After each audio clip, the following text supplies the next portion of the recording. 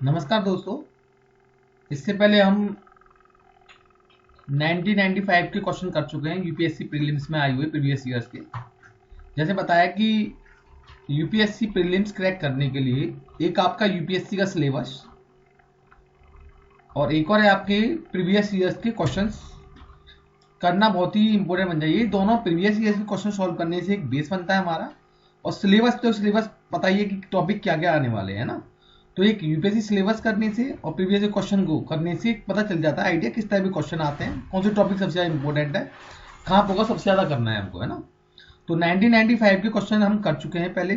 यहाँ ancient history की हमारी सीरीज चल रही है। इसके बाद हम मिडाइवल करेंगे, मिडाइवल के बाद मॉडर्न, ऐसे हम subject by subject previous question लगाएंगे।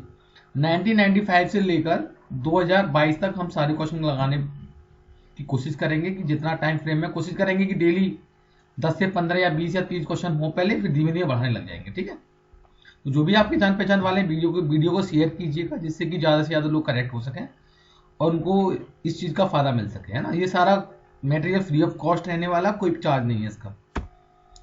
चलो अब 1996 के क्वेश्चन शुरू करते हैं। तो पहला क्वेश्चन है, according to the ancient Indian cosmogonic ideas the sequential order of the cycle of 4 aeons yuga, है ना। तो जो कॉस्मोगोनिक जो टाइम के अकॉर्डिंग अगर देखें कि जो युग थे उनका क्या क्रम था, तो पहले द्वापर है, त्रेता है, त्रेता है, काली हो सकता है। नेक्स्ट है त्रेता, द्वापर, त्रेता, काली, ये भी हो सकता है।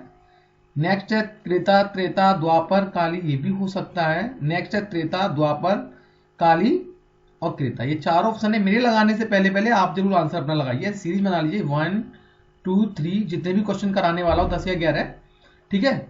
मेरे आंसर लगाने से पहले आप जरूर आंसर लगाइए, फिर लास्ट में स्कोर जरूर चेक करना कितना आंसर आ रहा है, कितना स्कोर आ रहा है आपका, है ना।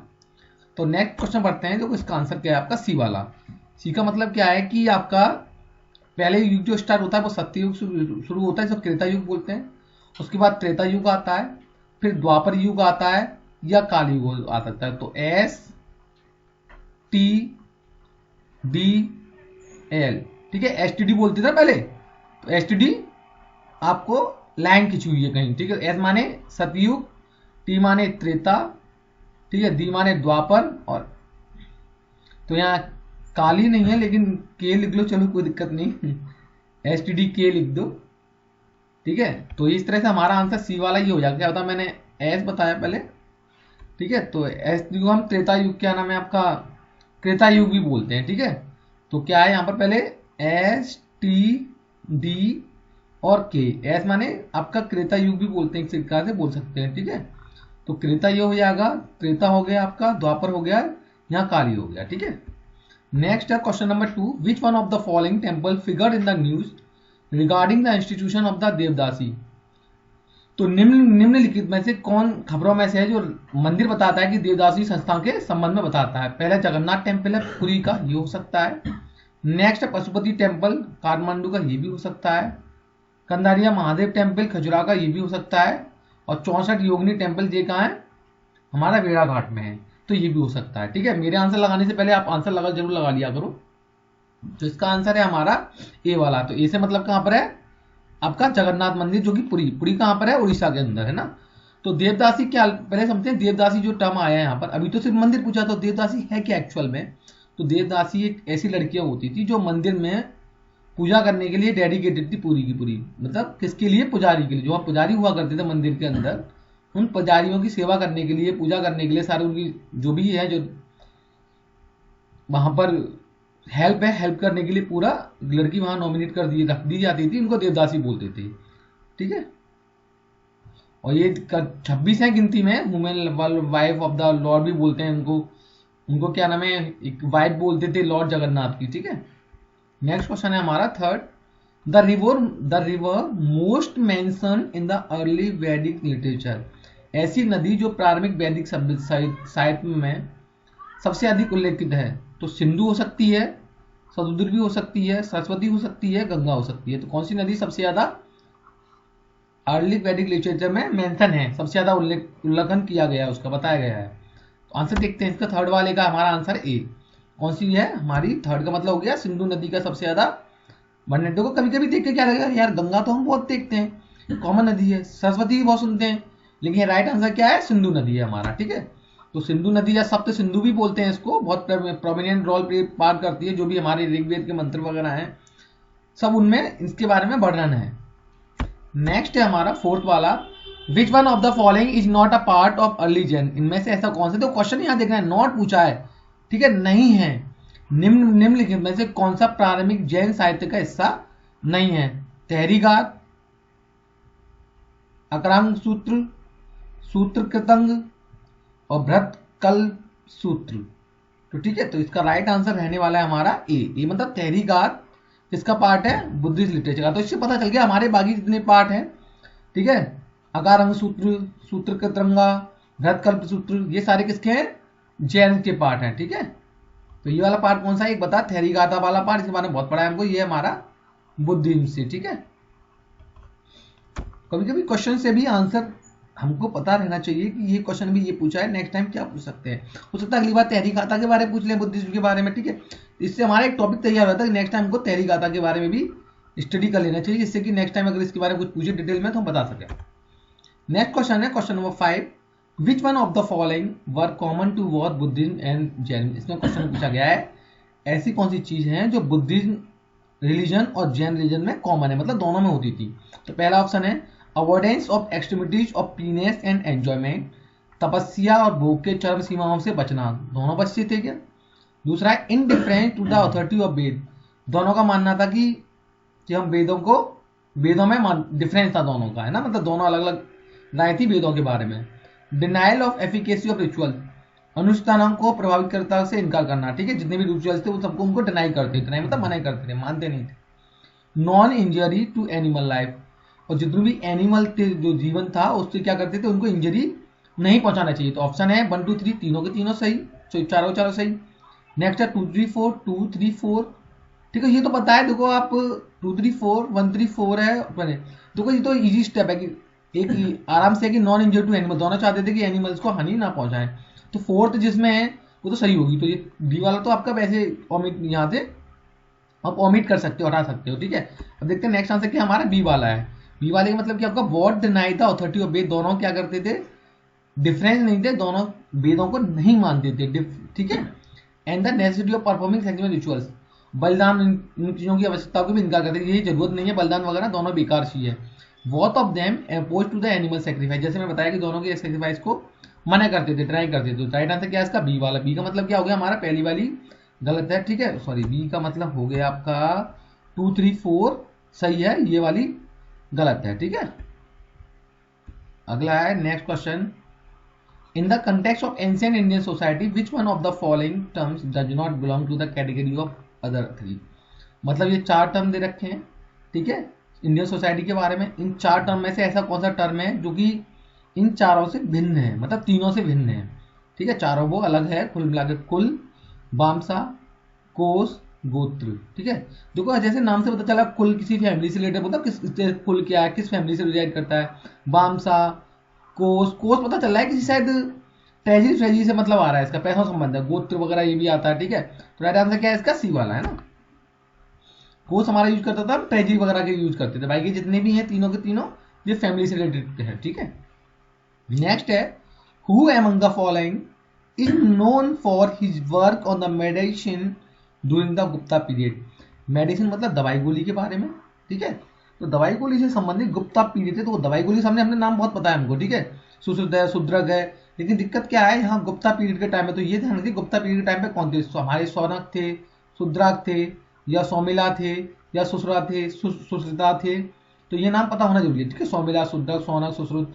तो ये ध्यान रखें कि उस समय हमें चिकित्सक तो पता है चिकित्सक कौन था, लेकिन यहाँ ध्यान देने लायक चीज है कि गुप्त काल के टाइम पे who is the person, who was the person on that time. तो राइट आंसर हमारा क्या हो जाएगा, डी का मतलब हो गया सुश्रुत थे उस टाइम पर, किसके टाइम पर, गुप्त के टाइम पर, ठीक है। जिनके अब क्वेश्चन यहाँ से बनता है सुश्रुता किसने लिखी है, सुश्रुत ने लिखी है। He was said to have been the best surgeon, और ये क्या थे, कोई पूछे ये योगा कराते थे, नहीं भाई, क्या थे उस टाइम पर, ये सर्जन थे, बहुत बढ़िया, ठीक है। सुश्रुत संहिता को सुश्रुत ने लिखा है, कहा जाता है गुप्त काल में वह सबसे अच्छे सर्जन थे, इसको अंडरलाइन के लिए ध्यान रखिएगा, ठीक है, रिमेंबर करना है आपको। Next question number 8, which one of the following sculpture was invariably used green sketch as a medium. निम्नलिखित में से कौन मूर्ति कला को हमेशा माध्यम के रूप में हरे रंग की मूर्ति के रूप में इस्तेमाल किया जाता है? स्केच क्या होता है, तो क्या नाम है, ग्रीन कलर से कुछ बनाई जाती है ना, आपके कलाकारी की जाती है, रूप दिया जाता है, उसको बोलते हैं। तो किसके टाइम पे होता था वो? मॉडर्न स्कल्पचर, मथुरा स्कल्पचर है ग्रीन कलर की, भरूच स्कल्पचर है या गंधारा स्कल्पचर है ना। मौर्य की मूर्तियां, मथुरा की मूर्तियां, भरूच मूर्तियां या गंधार मूर्तियां, किसमें ग्रीन कलर का इस्तेमाल किया गया है? ठीक है, राइट आंसर है हमारा यहाँ पर सी। सी का मतलब क्या हो गया यहाँ पर, आपकी भरूच की मूर्तियों में इस्तेमाल किया गया। थोड़ा डिटेल में जान लेते हैं इसके बारे में। The रूइन stupa is still a Bharuch, एक कुछ थोड़ी खंडर टाइप की मिली है भरूच की स्टूपा, लेकिन थोड़ा बहुत उसमें है, जैसे कि गेटवेज है, प्रियदर्शी मिला हुआ है। ठीक है, प्रियदर्शी बताया था किसको बोलते हैं हम लोग, ठीक है, अशोक को बोलते हैं, बता दिया था इससे पहले क्वेश्चन में, जो 1995 के क्वेश्चन हमने कराए थे, इसलिए बताएं। देखो उसमें पूछा था प्रियदर्शी किसको बोलते हैं, ठीक है, यहाँ पता चलता है हमको प्रियदर्शी किसको बोलते हैं। ठीक है, ध्यान रखना थोड़ा आगे डिटेल में। तो it and railings for dismantle, railing वगैरह भी हटी गई हैं, कोलकाता म्यूजियम में मिली है उसकी रेलिंग रखी हुई। ठीक है, और कुछ जाटक कथाओं के बारे में लिखा हुआ है, कुछ और भी शेप मिली हैं, लार्ज हैं, राउंड टाइप की मिली हुई हैं उनमें से। ठीक है, और इसमें ग्रीन कलर का इस्तेमाल हम करते थे, जो भी गुफाएं वगैरह मिली। और भी देखते हैं, जो भरूच की स्तूपा है वो क्या नाम है, मौर्य किंग अशोक थे उनके टाइम पे बनाई गई थी, 3rd सेंचुरी। देखो मौर्य किंग किस टाइम पे थे, आपके 3rd सेंचुरी बीसी में, बीसी के टाइम पे थे। ठीक है, सेकेंडरी चीज क्या है, इन्हीं के टाइम पे भरूच स्तूपा बनाई गई है। ठीक है, और भरूच स्तूपा के बारे में पूछा, वहां जो भी यूज किया है गुफा का स्कल्पचर वगैरह बनाने के लिए ग्रीन कलर का यूज किया गया है। ग्रीन कलर का नेचुरल कलर यूज किया गया, नेचुरल मतलब जो भी नेचुरल वेजिटेबल्स वगैरह से मिलते थे उनको नेचुरल कलर बोलते हैं। What many of the art were apparently added during the Sanga period, काफी आर्ट ऐसी हैं जो कि सुंग पीरियड के टाइम पे, संगा पीरियड या सुंग पीरियड भी बोल सकते हैं, कोई दिक्कत नहीं है। ठीक है, थोड़ा हिंदी इंग्लिश का आता है अंतर, नो इश्यू ओवर हियर। तो किस टाइम पे, 2nd सेंचुरी बीसी के टाइम पे। ठीक है, मतलब गौतम बुद्ध के बाद में या अशोक के बाद में बोल सकते हैं। Match the first list and select the answer, इसमें देखो अपनी दो लिस्ट देख के लिस्ट 1 और लिस्ट 2 से बनाना है। ठीक है, एक विशाखा दत्त है, बारहमेरा, चरक, ब्रह्मगुप्त। ठीक है, इनके बारे में पता होनी, चरक का क्या काम था, ब्रह्मगुप्त का क्या काम था, बारहमेरा क्या थे और विशाखा दत्त क्या थे। ठीक है, विशाखा दत्त, बारहमेरा, चरक और ब्रह्मगुप्त ऐसे यहाँ उनके काम दे रखे हैं, चिकित्सा, नाटक, खगोल विज्ञान, गणित। ठीक है, ऑप्शन है आपके ए बी सी डी। ठीक है, सारे के सारे दे रखे हैं यहाँ पर ये ऑप्शन। ये थोड़ा डी वाला मैं यहाँ देख ले रहे हैं, थोड़ा यहाँ से ये डाउन हो रहा है। ठीक है, ए बी सी डी देखो, राइट आंसर क्या है यहाँ पर, सी वाला है। ठीक है, विशाखा दत्त ने जो लिखी है वो लिखी मुद्रा राक्षस। तो यहाँ क्या लिखा है हमारा विशाखा दत्त के बारे में, देखते हैं। देखो मैच करते हैं, विशाखा दत्त में क्या लिखा है, तो इसका आंसर है आपका सी वाला। सी का मतलब क्या हो गया, आपका आंसर है करेक्ट सी। ठीक है, डी नहीं दिख रहा था, कोई दिक्कत नहीं है, मतलब ए का 2 हो गया। ए का 2 का मतलब है विशाखा दत्त क्या है, नाटक लिखिए, इसका मुद्रा राक्षस क्या लिखिए इसने, इन्होंने मुद्रा राक्षस। ठीक है, बारहमेरा की बात करें तो ये है बी का 3rd। बी का 3rd हो गया खगोल विज्ञान के मतलब रखते थे। ठीक है, खगोल विज्ञान मतलब एस्ट्रोनॉमी। चरक किससे मतलब रखते थे हमारे, चिकित्सा, मेडिसिन का मतलब रखते थे, बताइए तुम लोगों को। और ब्रह्मगुप्त किससे मतलब रखते हैं हमारे, कुटगड़ी से मतलब रखते हैं। ठीक है, 10th क्वेश्चन है, which one of the following text of the ancient India allows divorce to a wife deserted by the husband, मतलब प्राचीन भारत के निम्नलिखित ग्रंथों में से कौन सा एक अपने पति द्वारा परित्यक्त पत्नी को तलाक की, देखो परित्यक्त थोड़ा डाइवोर्स करना, तलाक की अनुमति प्रदान करता है। ठीक है, मतलब अपनी बीवी को फिर से तलाक, आप तलाक दे सकते हो। ठीक है, तो किस ग्रंथ में लिखा है, कामसूत्र में लिखा है, मानव धर्म शास्त्र में लिखा है, शुक्र नीति शास्त्र में लिखा, नीति सार में लिखा हुआ है, और अर्थशास्त्र में लिखा हुआ है। ये चाणक्य की किताब जी है, मैं हेल्प कर दे रहा हूँ, चाणक्य जी ने लिखी है। ये कौन सी है हमारी, अर्थशास्त्र में ये सब लिखा हुआ है। ठीक है, तो अर्थशास्त्र की किताब है, इनको हम कौटिल्य जी ने लिखा है।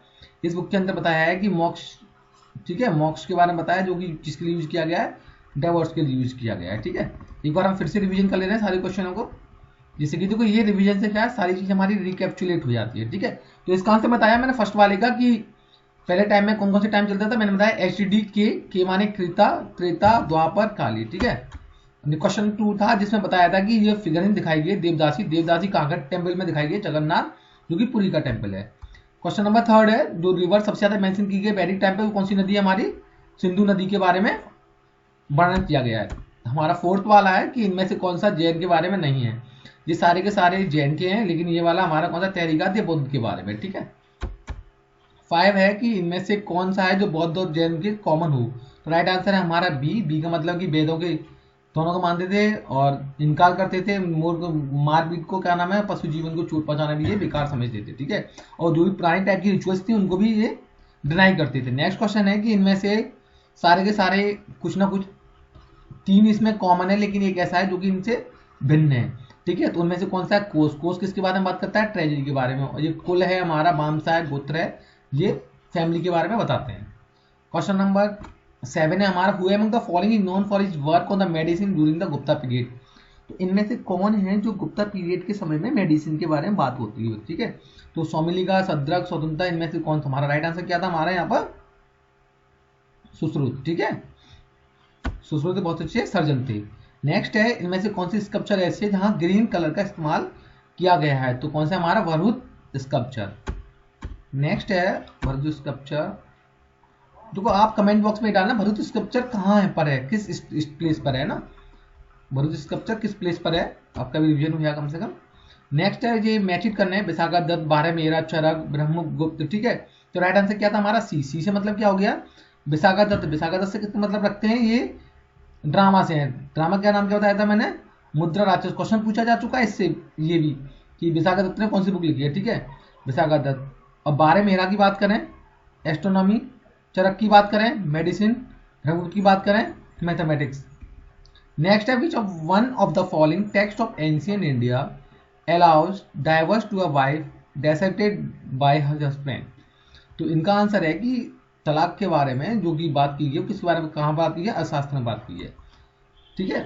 तो इसके लिए thank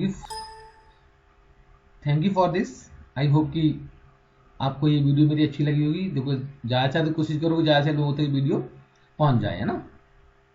thank you for this so much.